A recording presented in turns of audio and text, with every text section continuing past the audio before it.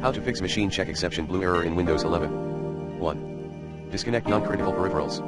2. Update all your device drivers using the recommended Avast driver updater in this video guide. 3.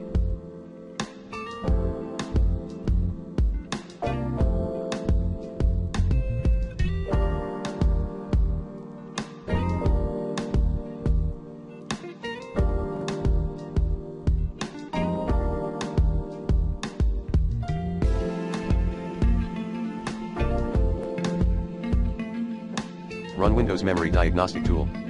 4. Perform SFC/SCANO, and check disk, CHKDSK/R, scan as administration 5.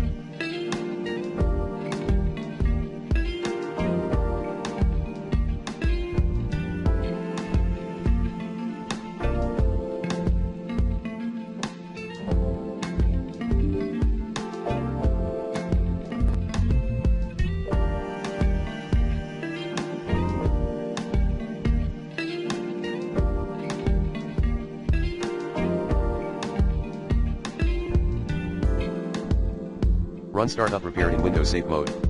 6. Remove any overclocking. 7.